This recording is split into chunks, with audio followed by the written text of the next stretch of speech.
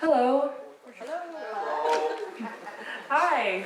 Thank you everyone for joining us tonight for this public workshop for the Trinity County General Plan Update.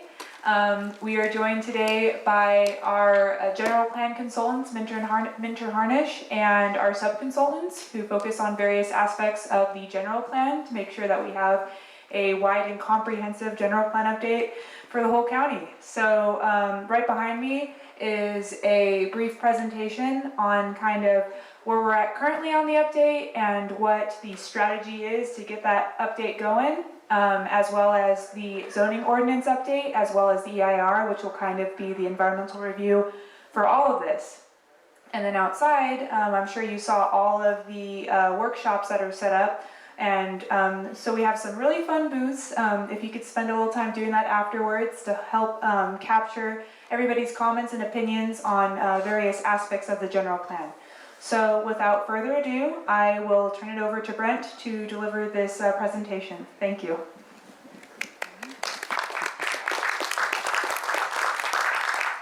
With the applause, I feel like I need to have some comments.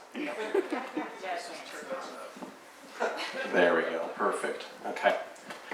So for those of you who joined this morning at the board, I want to apologize. This is a similar presentation, and I'll be quizzing you afterwards. So raise your hand if you're at the board meeting this morning. Did you watch it?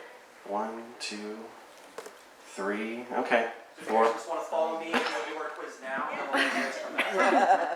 Perfect. So we are here kicking off the general plan and zoning ordinance update for Trinity County. If you're familiar with the general plan, this is a very long and overdue process, so we're glad to finally be here. Just for an interesting fact, this actually kicked off last year in 2021, and as part of that, we had a few things happen. We had COVID, which is still ongoing, so that kind of threw a wrench in the process, and then we also had the wildfires. So this process was actually put on hold in order to make sure that we could all reconvene as a group together through this effort, and that there were no glitches through that.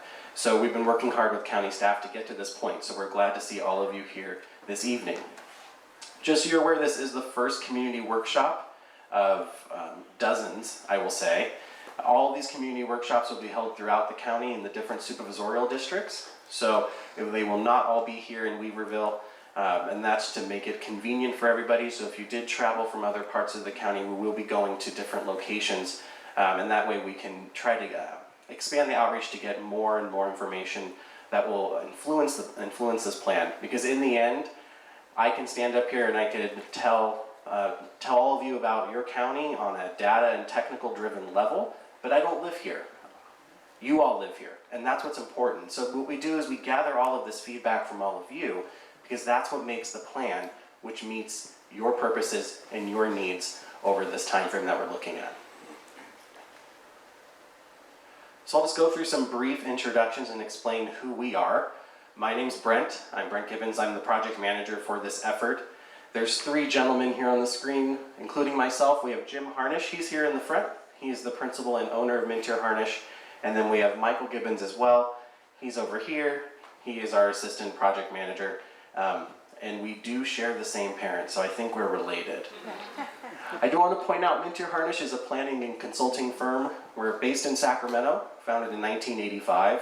Our focus is on land use planning, so specifically around general plans, zoning ordinances, housing elements, which are currently going through their cycle right now at the state. And we also focus on other efforts such as design guidelines, architectural standards, and community plans. So we were selected by the county back at the end of 2020 to assist you through this effort. But it's just not the 3 of us. There is a larger team behind us. You actually saw some of them when you walked in to the TPAC tonight. These are them on the screen. We have Della and Brittany with Rincon. We have Doug Svensson. He's with Applied Development Economics. He'll focus on economic development, hint the name. We have Ethan with Dynamic Planning and Science. Jeff with Green Dot's not here, but we have Nathaniel. They'll focus on infrastructure and circulation, so that's looking at transportation and your roadway network. And then 2 individuals who are not here tonight is Martha Miller. She will focus on part of the zoning effort and assist our team. And then Brett Keast, he'll be focusing on an online platform, and I'll explain that momentarily. So to help walk us through tonight, we've divided this into a series of topics. So I'll give you a brief overview of the general plan, the zoning ordinance, and what our team partners do. Then we'll walk through the project process. We'll touch on community engagement, so you'll know other opportunities where you can provide feedback and input throughout the process. And then we'll talk about the workshop activities. Michael will explain those, and then what the next steps are, so you know where we go from here. So just with a raise of hands, does anybody know what a general plan is, or is this your first time? Anyone know what a general plan is? Okay, that's more than I thought, so that's actually good. Is this your first time learning what a general plan is? Awesome. So I'll look directly at you and directly at you. So a general plan, think of it as a blueprint. It's a framework for a jurisdiction, or for, in this case, a county. A general plan is required by the state of California, and as part of that, it influences long-term growth decisions moving forward. General plans typically contain a time frame. And it sounds weird to say this, but we're looking toward 2050. So that's about 26 years out from now. As part of this, a general plan includes a series of elements, or what we like to call chapters. And within each of those chapters and elements, there's some background information, and there are a set of goals, policies, and then programs attached to those. Think of the goals as the overarching approach to where you want to go. A policy would further that goal more granularly. And then a program is an action item, something that has teeth. And the implementation programs are very important as part of a general plan because your planning commission and eventually the board of supervisors act on those programs. And that's what gets instituted over the lifespan of this document, which we're looking out to 2050. It's important to note too that a general plan needs to reflect the community. So as part of this, we do a visioning process, and the plan is basically built around what you all want to see through this effort. This is probably one of my favorite graphics because it explains this process in a very simplistic way. Think of the general plan as the framework. That's the bottom piece of the pyramid. From a general plan, you then have what's called the zoning ordinance. If you're familiar with the zoning ordinance, that tells you where your house can go, how high your roof can be, where your fence can be, how many parking spaces commercial buildings should have. So a zoning ordinance actually implements what the general plan states. From there, we have our subdivision maps. That's the division of land for future development. That is implementation of zoning. So we're starting to work up that pyramid. And then at the top, if you had the pleasure of getting a building permit from the planning department, I hear some snickers. That is where everything is finally implemented in the end. So that's where you go up to the counter and you apply for a use permit or a building permit to construct a structure within the county. Now you can tell that this is quite the array of different types of things that implement each other, but the general plan is that broader picture, so it's that more comprehensive approach, hence a general plan. So we're starting at that level. As part of this process, we will get into zoning, and I'll touch on that in a bit, and that's the next step up. So I had mentioned that a general plan includes a set of chapters or elements.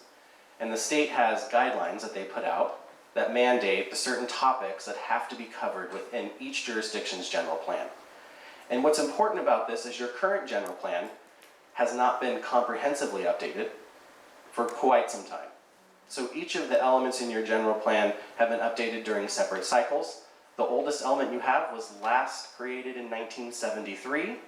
The latest element was 2020. So think of that time span. A lot has happened since 2020, and even more has happened since 1973. So this is a great opportunity to actually look at all of these different components together in one fell swoop. I would say this is probably one of the most important planning projects a jurisdiction, in this case Trinity County, could undertake because you're evaluating everything at the same level and at the same time. So on the screen, these are the different topic areas that are required by the state. Everything from land use, circulation, that's your transportation and roadways, conservation, housing, all the way down to environmental justice. So part of our task is to make sure that your general plan is legally compliant and covers all of these. So we'll ensure that these topics are all covered. Now they don't necessarily have to have their own chapter. So that's something unique. So we can actually interweave these different themes throughout the plan. And jurisdictions are not held to just these topics. So for example, economic development is a pillar of this project.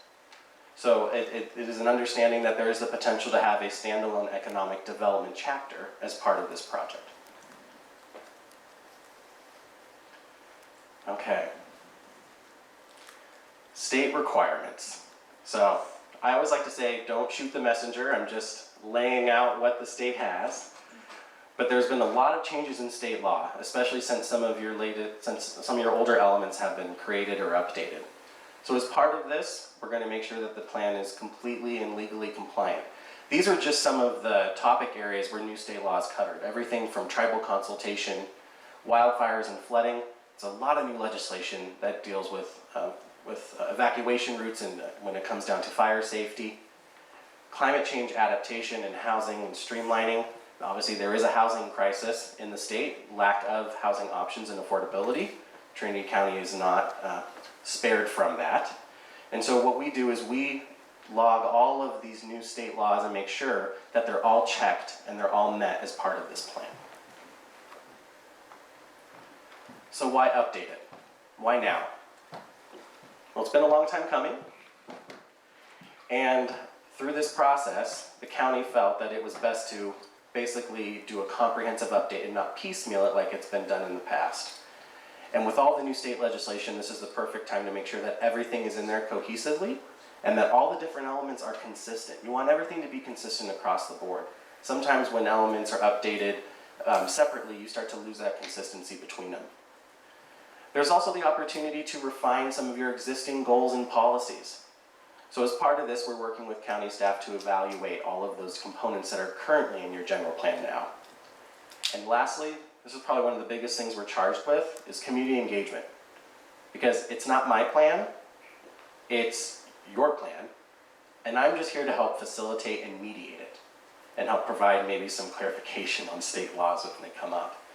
So there is a lot of engagement as part of this effort, and I'll walk through the different components. And I'd really invite you to stay through this process. It is a multi-year process. This is a big undertaking the county's doing, and this is just step one of that. I'm going to skip this slide because I've kind of already talked about that. So here's your current elements. You have 6 of them, and I have copies of this general plan, and I think it is on a typewriter with whiteout. That predates me, so it's very interesting. You can see the years here that each of these were written, and there haven't been amendments on them since. So this is critical that we pull everything together and bring it up to 2022, and that it reflects what the county is now, because the county now is not what it was in 1973. Some of the issues have changed. Safety concerns and issues have definitely arisen, and are kind of at the top of that list too. So we want to make sure that that's all covered as part of this update. So a general plan process, quite complex. So we like to try to divide it into these 8 steps here. So first, we diagnose your current plan. So we evaluate it, because there are components in your current plan that are good. There are components that are still relevant due to open space conservation, potentially ag resources. So we want to save those and move them forward. From there, we do research and analysis. So this is where we take a deep dive into the county. Everything from economics, demographics, circulation, safety, environmental concerns, natural resources. I could keep going, but that's just somewhat of the list.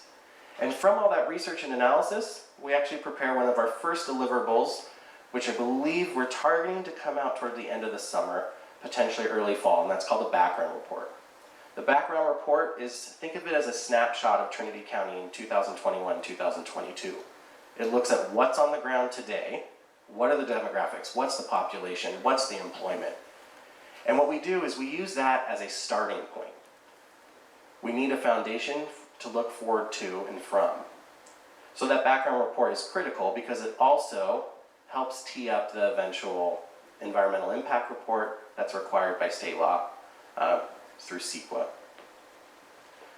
Step 3 and step 4, part of that's actually happening tonight. We'll talk about issues and opportunities and what your thoughts are on things that are assets to the county, things that we should highlight in the plan, things that we should maintain, or things that we should bring up. Or we'll also ask you, what are some issues? What are things that we might not be aware of that you know of that should be changed, modified, or just need to be brought up in this plan because they need some fixing? So we're doing some of that tonight, but that process of issues and opportunities identification will probably last about a year, Because as time goes, as seasons change, you're going to think of more things and more things and more things, and we're going to gather all of that stuff up, and that'll help influence the plan's direction. Step 4 is your visioning. You have to have a base. What's the vision? What is the vision for Trinity County by 2050? I'm not asking for that now, but we will get to that later on in the process. There will be a vision statement that will basically pull the plan together so it's cohesive. All of the different goals and the policies will then align with that vision, so we're all on the same page. Step 5, that's evaluation of land use. So we'll start to look at the different land uses in the county. How do they coalesce? Are there any changes? Are there any recommended modifications? And then what effect does that have on the environment? What effect does that have on your roadway network? So we'll evaluate that. That's probably about 1.5 years or potentially 2 years away.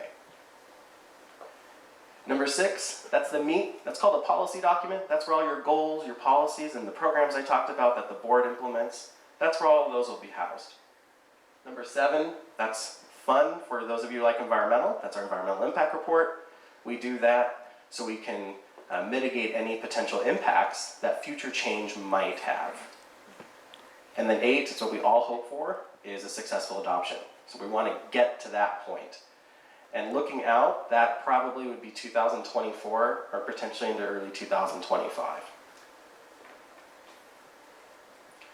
So another interesting aspect which I want to point out as part of this is we're also bringing this plan not just from paper, but online. So this is fairly new. Trinity County is one of just a handful of counties that's making this switch, so I commend the county for doing this. Because the general plan is a thick document, and the last thing we want to do is have all of your effort go into this to then have it sit on the shelf. Otherwise, it doesn't do anything. And then you won't be able to locate it. So, as part of this effort, there's going to be a general plan that is web-based and a zoning ordinance that's web-based. So if you have any issue with your property and you want to find out, can I build my fence 7 feet high? You can locate it like that. If you want to know what your property allows, if you want to know what policies affect Weaverville or Hayfork, you can find that. Fully searchable, fully identifiable. You can go through it and locate practically anything just with a few clicks. It also translates it into over 50 languages, so there's no barriers to this at all. So this is just an example of, I believe this is South Carolina, of a community that has a similar plan. So we're going to be developing something like this for the county. And here's an example of Merced County. This is a zoning code that we did about 3 to 4 years ago. And here, everything will be searchable so you can find it. I can say as a planner that I used to work behind a counter for different jurisdictions. I would have loved to have had this 10 years ago.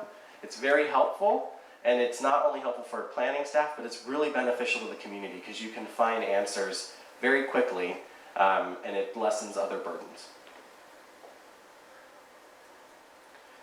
So I talked about a zoning ordinance update. So we have the general plan, that's the bottom of the pyramid. Next step up is the zoning ordinance. So once you do a general plan, you then might have some inconsistencies with your zoning ordinance or your municipal code. So as part of this, we're going to do an update to the zoning ordinance, which includes your development regulations on top of this. So it's split into 2 parts. The first part is going to happen this year into early next year. That's phase 1.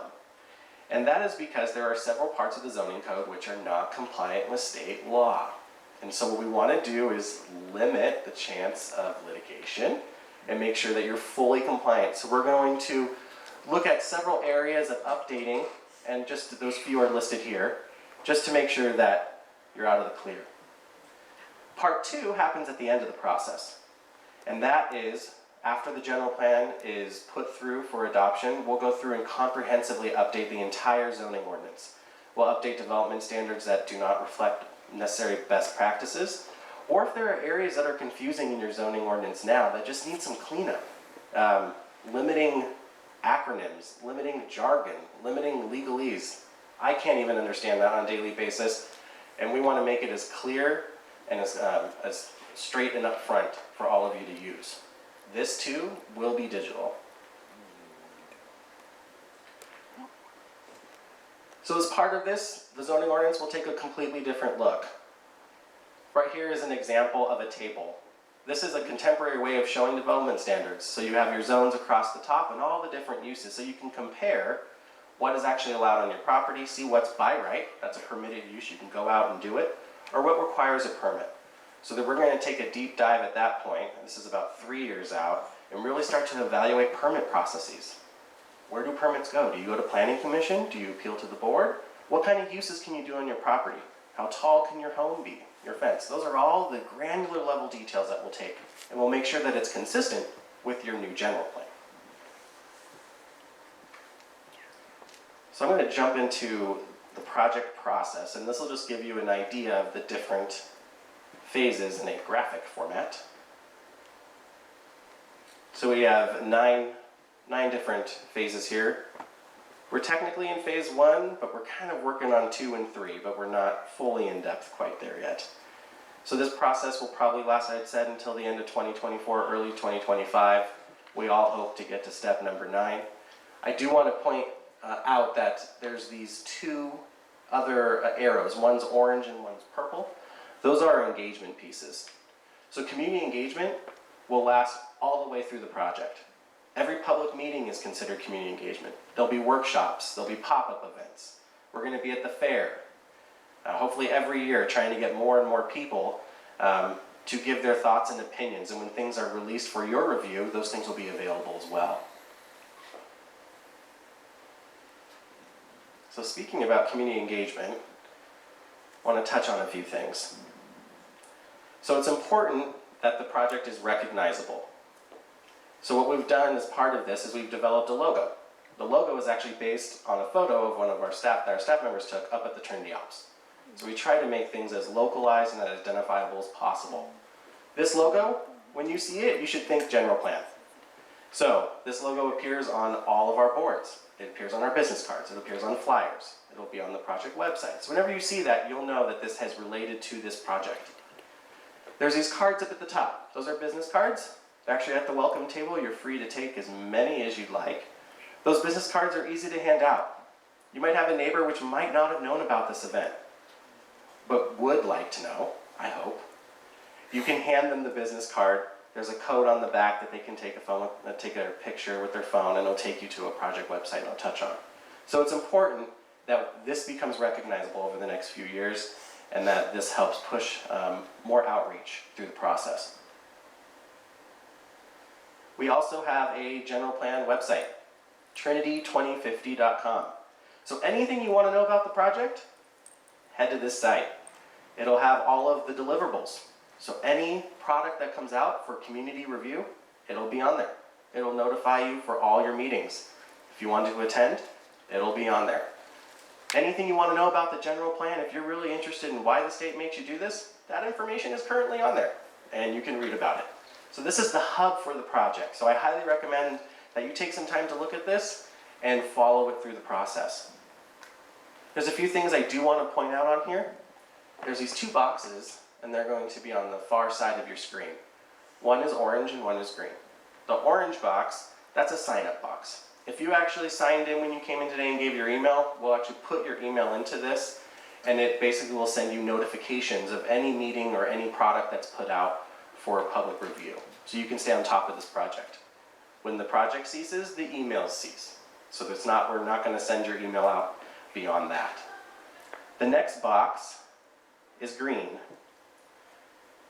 This is the comment box. This is my favorite. So if something comes to you in the middle of the night and you're going, wow, I wish I told that consultant that I cannot stand that roadway or that intersection, type it in there. I do get this question a lot of, where does my comment go? I can tell you it goes to my watch, it goes to my laptop, and it goes to my phone. I've gotten comments standing in the lobby. I see them coming in. They go to me, and they go to county staff. We do try to respond to all of your comments. Some of your comments might be a little more in-depth and might require a more substantial answer, so just be patient with us. So if you do not receive a response back immediately, it's because we're working to find you the answer. But it's important. So when you think of things that come up through this process and you just either want to let us know or you have a question, green box goes straight to our green box. I'd mentioned we do these email blasts. If you have signed up for the email blast already, you most likely have seen this. this is actually advertising this evening. So these flyers will go out more and more as we move through the process. Newsletters. There'll be about 5 newsletters that come out through the project. There's one actually up at the front.